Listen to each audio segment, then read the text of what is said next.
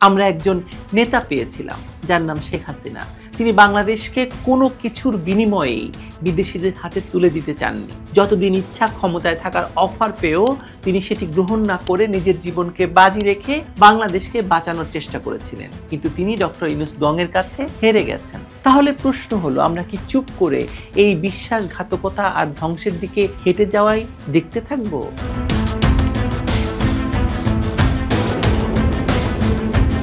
বাংলাদেশে ২০২৪ সালের জুলাই মাসে একটি ভয়াবহ রাজনৈতিক মোড় ঘোরানো ঘটনা ঘটেছে, যেখানে গণতন্ত্র, সংবিধান এবং স্বাভাবিক রাষ্ট্র পরিচালনার সব ধরনের শৃঙ্খল ছিঁড়ে একটি অদৃশ্য কিন্তু সুচারু ডিজাইনের মধ্য দিয়ে ডক্টর ইউনূসের নেতৃত্বে একটি অবৈধ ক্ষমতা গ্রহণের ঘটনা ঘটেছে। এর পিছনে ছিল রক্ত, ষড়যন্ত্র এবং সবচেয়ে ভয়ঙ্কর বিষয়, একটি জাতির ভূখণ্ডকে আন্তর্জাতিক যুদ্ধের মঞ্চ বানিয়ে ফেলার পরিকল্পনা।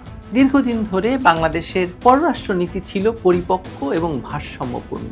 সকলের সঙ্গে বন্ধুত্ব এবং কারো সঙ্গে বৈরিতা নয়, এই নীতির মাধ্যমে শেখ হাসিনার সরকার সফলভাবে চীন, ভারত, রাশিয়া এবং মার্কিন যুক্তরাষ্ট্রের সঙ্গে সুসম্পর্ক বজায় রেখে দেশের ভৌগোলিক অবস্থানকে উন্নয়নের কৌশলে রূপান্তর করেছিলেন। কিন্তু ডক্টর ইউনূস ক্ষমতায় এসেই এই ভারসাম্য ভেঙে দিলেন। তিনি বুঝাতে চাইলেন তিনি বড় মাঠের খেলোয়াড়। কখনো চীনকে শান্ত করার জন্য বেইজিংয়ে গিয়ে আত্মসমর্পণমূলক ভাষায় কথা বললেন, আবার কখনো মার্কিন মিত্রদের বললেন, আমরা আপনাদের করিডোর দিব, শুধু আমাদের পাশে থাকুন।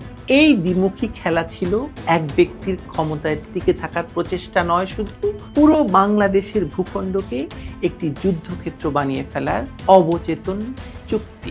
বাংলাদেশ এখন দাঁড়িয়ে আছে এক ভয়ানক অবস্থার সামনে, যেখানে চীন, ভারত, রাশিয়া এবং যুক্তরাষ্ট্র এই চারটি পরাশক্তি একত্রে এই ছোট ভূখণ্ডে নিজেদের প্রভাব বিস্তার করতে মরিয়া হয়ে উঠেছে। টেকনাফ শিলখালী করিডোরকে ঘিরে যুক্তরাষ্ট্র বলছে মানবিক সহায়তা পাঠানো হবে রাখাইন রাজ্যে, কিন্তু বাস্তবে এটি একটি সশস্ত্র করিডোর, যেখান দিয়ে আরাকান আর্মি ও রোহিঙ্গা গেরিলা গ্রুপ বা আরসাকে অস্ত্র সরবরাহ করা হবে। ৮০,০০০ রোহিঙ্গা যুবককে বাংলাদেশে বসেই অস্ত্র প্রশিক্ষণ দেওয়া হচ্ছে, যেন এক দুঃস্বপ্নের সেনাবাহিনী গড়ে তোলা যায়, যারা শুধু রাখাইনের বিরুদ্ধে না, বরং বাংলাদেশের ভেতরেও বিশৃঙ্খলা তৈরি করতে পারে। আর এর নেপথ্যে আছে ডক্টর ইউনূসের নিঃশব্দ সম্মতি। চীন বিষয়টিকে দেখছে নিজের উপর সরাসরি আঘাত হিসাবে, কারণ $৯ বিলিয়ন কিয়াও কোপিউ বন্দর, যা চীনের বেল্ট অ্যান্ড রোড ইনিশিয়েটিভ বা BRI এর অন্যতম প্রাণ, সেটাই এই যুদ্ধের মূল টার্গেট। যদি মার্কিন সমর্থিত গেরিলারা বন্দর দখল করে নেয়, তাহলে চীনের এশিয়া কেন্দ্রিক অর্থনৈতিক কৌশল ভেঙে পড়বে। চীন সে কারণেই মিয়ানমারের জুনতা সরকারকে সমর্থন দিচ্ছে এবং বাংলাদেশকে স্পষ্ট হুঁশিয়ারি দিয়েছে। রাশিয়া যুদ্ধজাহাজ পাঠিয়েছে চট্টগ্রাম বন্দরে, একটি শক্ত বার্তা পাঠিয়ে দিয়েছে, ঠিক ১৯৭১-এর মতো আমরা চাইলে আবারও যুদ্ধ করতে পারি, এরকমই সেই বার্তা। অন্যদিকে ভারত তার স্বপ্ন ঝালিয়ে নিচ্ছে। মিজোরাম, মণিপুর, ত্রিপুরা এই অঞ্চলকে দখল করে নেওয়া হবে। এক ভয়ঙ্কর অবস্থা, যেখানে বাংলাদেশ আরেকটি স্বাধীন রাষ্ট্র নয়, বরং বড় খেলোয়াড়দের দাবার বোর্ডে আটকে পড়া একটি ঘুঁটি। আপনি ভাবুন তো, যুদ্ধ হলে বাংলাদেশ কি হারাবে? এই যুদ্ধ বাস্তবায়িত হলে বাংলাদেশ তার ভূখণ্ড, অর্থনীতি এবং সার্বভৌমত্ব একসঙ্গে সবকিছুই হারাতে পারে। চীন যে প্রতিশ্রুতি দিয়েছিল ডক্টর ইউনূসকে, তা হাওয়ায় উড়ে যাবে এবং সবচাইতে ভয়ঙ্কর, চীন, রাশিয়া নিষেধাজ্ঞা আরোপ করতে পারে, ভারত সীমান্ত দখল করে নিতে পারে, আর ইউনূস ও তার লোকজন বিদেশে পালিয়ে যেতে পারে। যুদ্ধের ভার নেবে কে?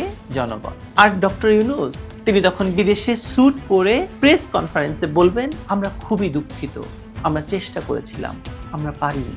ইতিহাস লেখা হয় সময়ের গতিতে, কিন্তু প্রতিটি জাতির একটি মুহূর্ত আসে, তখন তারা বেছে নেয় অস্তিত্ব টিকিয়ে রাখবে নাকি বিলীন হবে সেই সিদ্ধান্ত। ২০২৪ সাল, ২০২৫ সাল বাংলাদেশের জন্য সেই মুহূর্তটি নিয়ে এসেছে। ডক্টর ইউনূস যেভাবে খেলছেন, তাতে তিনি নিজের ক্ষমতা নিশ্চিত করলেও বাংলাদেশকে ঠেলে দিচ্ছেন ধ্বংসের দিকে। আমাদের এখনই সিদ্ধান্ত নিতে হবে, আমরা কি একটি স্বাধীন রাষ্ট্র হিসেবে বাঁচবো, নাকি ভাড়ায় লিজ দেওয়া এক প্রজেক্টে পরিণত হব। আমি দেখতে পাচ্ছি ডক্টর ইউনূস একটি প্রকল্প হাতে নিয়ে এগুচ্ছেন, যার নাম দিতে পারি অপারেশন বাংলাদেশ ভাঙো। ডক্টর ইউনূস রাজনীতি করছেন না, তিনি অপারেশন চালাচ্ছেন। অপারেশন বাংলাদেশ ভাঙো। যদি যুদ্ধ শুরু হয় এর দায় কার হবে? তার যে ট্রিগার টেনেছে, নাকি আমাদের যারা চুপ করে আমরা যারা দেখছি? আমরা একজন নেতা পেয়েছিলাম যার নাম শেখ হাসিনা। তিনি বাংলাদেশকে কোনো কিছুর বিনিময়েই বিদেশিদের হাতে তুলে দিতে চাননি। যতদিন ইচ্ছা ক্ষমতায় থাকার অফার পেয়েও তিনি সেটি গ্রহণ না করে নিজের জীবনকে বাজি রেখে বাংলাদেশকে বাঁচানোর চেষ্টা করেছিলেন। কিন্তু তিনি ডক্টর ইউনূস গঙের কাছে হেরে গেছেন। আর সে কারণেই বাংলাদেশকে এখন ডক্টর ইউনূস একজন অবৈধ শাসক হিসেবে তুলে দিচ্ছেন নানা পক্ষের হাতে। যেভাবে ইচ্ছে সেভাবে ব্যবহারের জন্য উন্মুক্ত করে দিচ্ছেন বাংলাদেশের মাটিকে। তার মানে এই ব্যক্তিটি আসলে কোনো নেতা নন, তিনি একজন দূত, সাম্রাজ্যবাদের দূত। এবং যতক্ষণ না তাকে থামানো হচ্ছে, বাংলাদেশ প্রতি মুহূর্তে ধ্বংসের দিকে হাঁটছে। কেউ যদি প্রশ্ন করে এই লোকের লক্ষ্য কি, উত্তর একটাই, ক্ষমতা, সেটা যেভাবেই হোক। তাহলে প্রশ্ন হলো, আমরা কি চুপ করে এই বিশ্বাসঘাতকতা আর ধ্বংসের দিকে হেঁটে যাওয়াই দেখতে থাকবো, নাকি কিছু একটা করব? আমি এই মুহূর্তে একটি কথাই বলতে পারি, #country not for sale।